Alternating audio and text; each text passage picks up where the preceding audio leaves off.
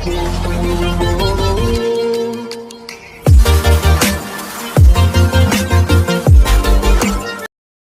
Friends, good evening. Welcome back to my YouTube channel. ಇವತ್ತಿನ ವ್ಲಾಗ್ನ start ಮಾಡ್ತಾ ಇದ್ದೀನಿ. 2ನೇ ಶ್ರಾವಣ ಶುಕ್ರವಾರದ ಪೂಜೆ ಎಲ್ಲ ಆಯಿತು. ಯಾರೆಲ್ಲ ಹೋದ ವಾರ ಲಕ್ಷ್ಮೀ ಕೂರಿಸ್ದೆ ಈ ವಾರ ಕೂರಿಸಿದ್ದೀರ ಎಲ್ರಿಗೂ ಕೂಡ ವರಮಹಾಲಕ್ಷ್ಮಿ ಹಬ್ಬ 2ನೇ ಶುಕ್ರವಾರ ಅಂತಲೇ ಹೇಳ್ಬೋದು. ಸಿಂಪಲಾಗಿ ಪೂಜೆ ಕೂಡ ಆಯಿತು. ಈವ್ನಿಂಗಿಂದ ವ್ಲಾಗ್ನ ಸ್ಟಾರ್ಟ್ ಮಾಡಿಕೊಂಡೆ. ಸೊ ನೋಡ್ಬೋದು ಫ್ರೆಂಡ್ಸ್, ನಾನು ಈ ಆಂಜನೇಯದು ಈ ಸಿಂಧೂರ ಏನು ಬರುತ್ತೆ ಅಲ್ವ, ಇದನ್ನು ತರಿಸಿದ್ದೀನಿ. ಬಟ್ ಇದನ್ನು ಯಾವುದ್ರ ಜೊತೆ ಮಿಕ್ಸ್ ಮಾಡಿ ಹಚ್ಬೇಕು ಅನ್ನೋದು ಗೊತ್ತಿಲ್ಲ. ನಿಮಗೇನಾದರೂ ಗೊತ್ತಿದ್ದರೆ ಖಂಡಿತವಾಗ್ಲೂ ಕಮೆಂಟ್ ಮಾಡಿ ತಿಳಿಸಿ. ನನಗೆ ಗೊತ್ತಾದರೆ ನಾನು ಇನ್ಫಾರ್ಮೇಷನ್ ಕೊಡ್ತೀನಿ. ಗ್ರಂಥಿಗೆ ಅಂಗಡಿಲಿ ಸಿಗುತ್ತೆ, ಇದು ಬೇಕು ಅಂತ ಹೇಳಿ ತರಿಸಿದೆ. ಬಟ್ ಯಾವುದ್ರ ಜೊತೆಗೆ ಮಿಕ್ಸ್ ಮಾಡಿ ಇದನ್ನು ನಾವು ಹಚ್ಕೋಬೋದು ಅನ್ನೋದು ಮಾಹಿತಿ ನನಗೆ ಗೊತ್ತಿಲ್ಲ. ಪ್ಲೀಸ್ ನಿಮಗೇನಾದರೂ ಗೊತ್ತಿದ್ದರೆ ನನಗೆ ಕಮೆಂಟ್ ಬಾಕ್ಸಲ್ಲಿ ತಿಳಿಸಿ, ಹೆಲ್ಪ್ ಆಗುತ್ತೆ. ಸೊ ಹಾಗಾಗಿ ಓಕೆ, ಇವತ್ತು 2ನೇ ಶುಕ್ರವಾರ ಲಕ್ಷ್ಮಿ ಕೂರಿಸಿದ್ದಾರೆ. ಒಬ್ಬರು ಆಂಟಿ, ಭಾಗ್ಯ ಆಂಟಿ ಅವರು ಕೂರಿಸಿದ್ದಾರೆ, ಇನ್ವೈಟ್ ಮಾಡಿದ್ದಾರೆ, ಅಲ್ಲಿಗೆ ಹೋಗಬೇಕು. ಸೊ ನೋಡೋಣ, ಬನ್ನಿ, ನಿಮ್ಮನ್ನು ಕೂಡ ಕರ್ಕೊಂಡು ಹೋಗ್ತೀನಿ. ವ್ಲಾಗ್ನ ಕಂಟಿನ್ಯೂ ಮಾಡ್ತೀನಿ. ಫ್ರೆಂಡ್ಸ್, ಈ ಸಿಂಧೂರದ ಬಗ್ಗೆ ಗೊತ್ತಾದರೆ ದಯವಿಟ್ಟು ಮಾಹಿತಿ ತಿಳಿಸಿ ನನಗೆ.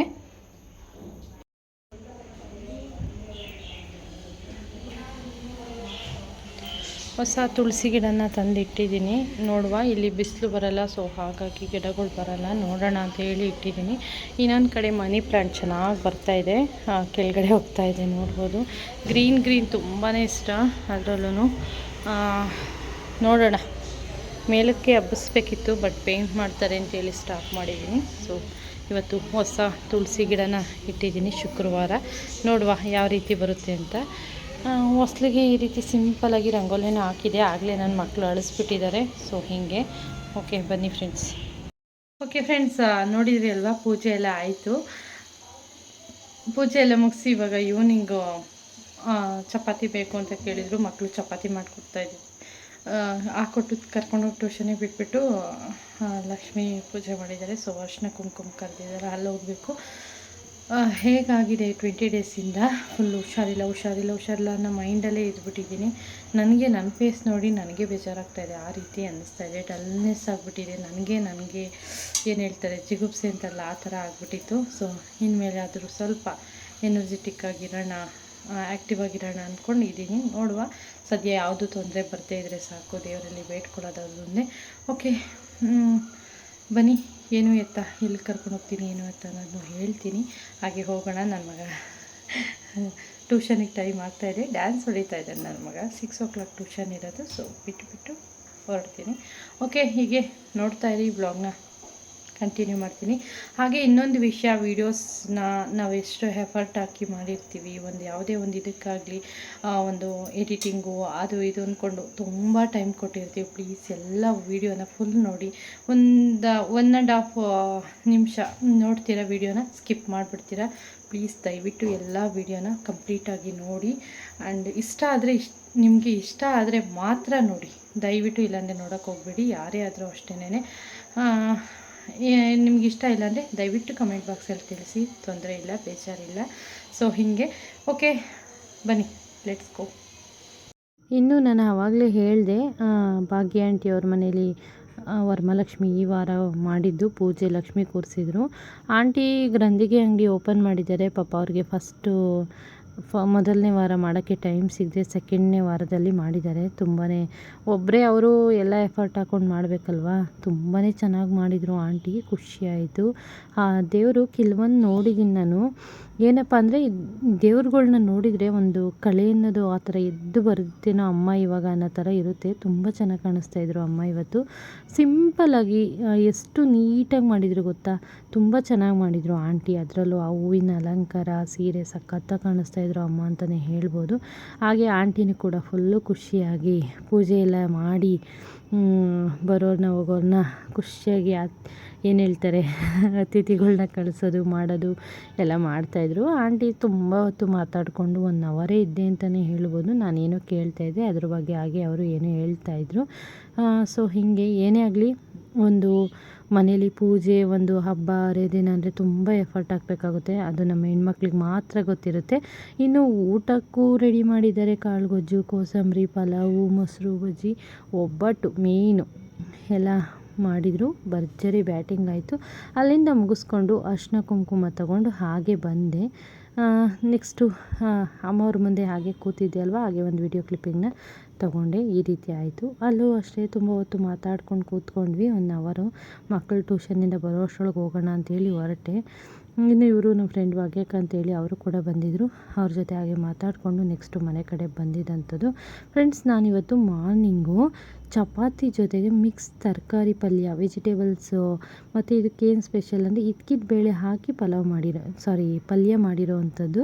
ತುಂಬಾ ಟೇಸ್ಟಿಯಾಗಿರುತ್ತೆ. ಈ ತರಕಾರಿ ತಿನ್ನಲ್ಲ ಅನ್ನೋರು ಮಕ್ಳುಗಳಿಗೆಲ್ಲ ಇದನ್ನು ಈಸಿಯಾಗಿ ಮಾಡ್ಬೋದು. ತುಂಬ ಚೆನ್ನಾಗಿರುತ್ತೆ, ಸಖತ್ತಾಗಿರುತ್ತೆ ಅಂತಲೇ ಹೇಳ್ಬೋದು.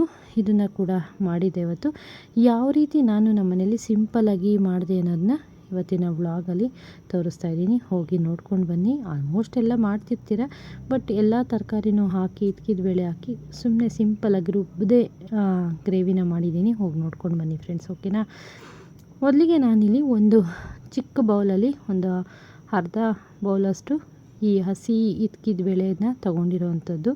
ಇನ್ನೊಂದು ಕಡೆ ಬಿಸಿ ನೀರಲ್ಲಿ 1 ರೌಂಡ್ ಹಾಗೆ ಕುದಿಸ್ಕೊಂಡು ಈ ಹೂಕೋಸು ಏನು ಬರುತ್ತೆ ಅಲ್ವಾ, ನೆನ್ನೆ ಗೋಬಿ ಮಾಡಿ ಒಂದಿಷ್ಟು ಎತ್ತಿಕೊಂಡಿದ್ದೆ. ಇದನ್ನು ಪಲ್ಯ ಮಾಡೋಣ ಅಂತಲೇ ಅದನ್ನು ಎತ್ತಿಕೊಂಡಿದ್ದೀನಿ. 1 ಬದನೆಕಾಯಿ ಕಟ್ ಮಾಡ್ಕೊಂಡಿದ್ದೀನಿ, 1 ಕ್ಯಾರೆಟು, 1 ದಪ್ಪದು ಆಲೂಗೆಡ್ಡೆನ ಕಟ್ ಮಾಡಿ ಇಟ್ಕೊಂಡಿದ್ದೀನಿ, ಸ್ವಲ್ಪ ಬೀನ್ಸು, ಬೀಟ್ರೂಟು, ಇಷ್ಟು ವೆಜಿಟೇಬಲ್ ಹಾಕಿದ್ದೀನಿ. ಬಟ್ ಇಷ್ಟನ್ನು ನಾವು ಹಾಕಿದ್ದೀವಂತ ನಿಜವಾಗ್ಲೂ ಗೊತ್ತಾಗಲ್ಲ, ಆಗಿರುತ್ತೆ. ಮಕ್ಕಳು ಖುಷಿಯಾಗೂ ಕೂಡ ತಿಂತಾರೆ. ಒಂದು ಹದವಾಗಿ ಮಾಡಿದರೆ ಏನೇ ಆಗಲಿ ಅಡುಗೆನ, ನಾನು ಯಾವಾಗಲೂ ಹೇಳ್ತಿರ್ತೀನಿ, ಇಂಗು ತೆಂಗು ಇದ್ದರೆ ಮಂಗನೂ ಅಡುಗೆ ಮಾಡುತ್ತಂತೆ.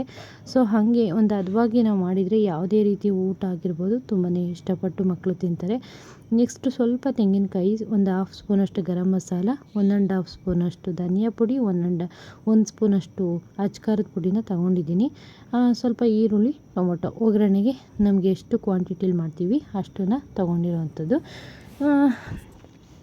ಇದು ಚಪಾತಿ, ದೋಸೆ, ರೊಟ್ಟಿ ಆಲ್ಮೋಸ್ಟ್ ಯಾವುದಕ್ಕಾದ್ರೂ ಕಾಂಬಿನೇಷನ್. ಆಮೇಲೆ ಇಡ್ಲಿಗೂ ಸೂಪರಾಗಿರುತ್ತೆ, ಮಾಡ್ಬೋದು. ಒಂದು ಕುಕ್ಕರಿಗೆ ನಾನಿಲ್ಲಿ ಆಯಿಲ್ನ ಹಾಕ್ಕೊಂಡಿದ್ದೀನಿ. ಅದಕ್ಕೆ 1/2 ಸ್ಪೂನಷ್ಟು ಸಾಸಿವೆನ ಹಾಕ್ಕೊಂಡಿದ್ದೀನಿ. ಈಗ ನೆಕ್ಸ್ಟು ಈರುಳ್ಳಿ ಹಾಕ್ಕೊಂಡು ಒಗ್ಗರಣೆ ಮಾಡ್ಕೊತಾ ಇದ್ದೀನಿ. ಕೈಯಲ್ಲಿ ಸ್ಮಾರ್ಟ್ ವಾಚ್ ಹಾಕ್ಕೊಂಡಿದ್ದೀನಿ, ಅದು ವೈಬ್ರೇಷನ್ ಆಗ್ತಾಯಿದೆ. ನಿಮಗೆ ವಾಯ್ಸ್ ಕೇಳಿಸ್ತಾ ಇದೆಯಲ್ವೋ ಗೊತ್ತಿಲ್ಲ. ಸೊ ಹೀಗೆ ವಾಟ್ಸಪ್ಪಲ್ಲಿ ಮೆಸೇಜಸ್ ಬರ್ತಾಯಿತ್ತು. ಸೊ ಹಾಗಾಗಿ ನೆಕ್ಸ್ಟು ಈರುಳ್ಳಿ ಚೆನ್ನಾಗಿ ಫ್ರೈ ಆದಮೇಲೆ ನಾನಿವಾಗ ಟೊಮೊಟೊನ ಆ್ಯಡ್ ಮಾಡ್ಕೊತಾ ಇದ್ದೀನಿ. ಹುಳಿ ಟೊಮೊಟೊ ಹಾಕ್ಕೊಂಡಿದ್ದೀನಿ 2. ಚೆನ್ನಾಗಿರುತ್ತೆ, ಸಾಕು. ತುಂಬ ಹುಳಿ ಹುಣಸೆಹಣ್ಣು ಈ ಥರದ್ದೆಲ್ಲ ಏನು ಬೇಡ, ಸಿಂಪಲಾಗಿ ಮಾಡಿದ್ದೀನಿ ನೋಡಿ. ಎಷ್ಟು ಕಡಿಮೆ ಇಂಗ್ರೀಡಿಯೆಂಟ್ಸಲ್ಲಿ ಎಷ್ಟು ಸೂಪರ್ ಟೇಸ್ಟಿಯಾಗಿರೋಂಥ ಗ್ರೇವಿನ ರೆಡಿ ಮಾಡಿದ್ದೀನಿ ಅಂತ ನೋಡ್ಕೊಳ್ಳಿ. ಇವಾಗ ಟೊಮೊಟೊನೂ ಕೂಡ ಸ್ವಲ್ಪ ಬಾಡಿದೆ. ಇದ್ಕಿದ ಬೇಳೆ ಏನು ತೋರಿಸ್ತೆ ಅಲ್ವಾ, ಅದನ್ನು ಕೂಡ ಹಾಕ್ಕೊಂಡಿದ್ದೀನಿ. ಈಗ ಅದು ಒಂದು ಸ್ವಲ್ಪ 1-2 ನಿಮಿಷ ಹಸಿ ಸ್ಮೆಲ್ ಹೋಗೋವರೆಗೂ ಹುರ್ಕೊಂಡು 1/2 ಸ್ಪೂನಷ್ಟು ಏನು ಹೇಳ್ತಾರೆ ಅರಿಶಿಣನ ಆ್ಯಡ್ ಮಾಡ್ಕೋಬೇಕು. ಆ್ಯಡ್ ಮಾಡಿಕೊಂಡು ನೆಕ್ಸ್ಟು ನಾನು ಆವಾಗಲೇ ತೋರಿಸಿದಂಥ ತರಕಾರಿಗಳೆಲ್ಲನೂ ಕೂಡ ಆ್ಯಡ್ ಮಾಡ್ಕೊತಾ ಇದ್ದೀನಿ. ಇದು ಸರ್ಕಸ್ ಮಾಡ್ತಾಯಿದ್ದೀನಿ ನಾನು. ಒಂದು ಕೈಯಲ್ಲಿ ಕ್ಯಾಮ್ರಾ ಇಟ್ಕೊಂಡಿದ್ದೀನಿ, ಇನ್ನೊಂದು ಕೈಯಲ್ಲಿ ಹಾಕ್ತಾಯಿದ್ದೀನಿ. ಆ ಥರ ಆಯಿತು. ಸೊ ಹಾಗಾಗಿ ಈ ಥರ ಆಗ್ತಾಯಿದೆ, ಸರ್ಕಸ್ ಮಾಡ್ತಾಯಿದ್ದೀನಿ. ಫೈನಲಾಗಿ ಎಲ್ಲ ತರಕಾರಿನೂ ಹಾಕ್ಕೊಂಡು ಚೆನ್ನಾಗಿ ಮಿಕ್ಸ್ ಮಾಡ್ಕೊತಾ ಇದ್ದೀನಿ. ಯಾಕೆಂದರೆ ತರಕಾರಿದೆಲ್ಲ ಹಸಿ ಸ್ಮೆಲ್ ಹೋಗ್ಬೇಕಲ್ವಾ. ಸೊ ಹಾಗಾಗಿ ಒಂದು 5-10 ನಿಮಿಷ ಚೆನ್ನಾಗಿ ಹಾಗೆ ತರಕಾರಿನ ಒಗ್ಗರಣೆಯಲ್ಲೇ ಫ್ರೈ ಮಾಡ್ಕೊತಾ ಇದ್ದೀನಿ.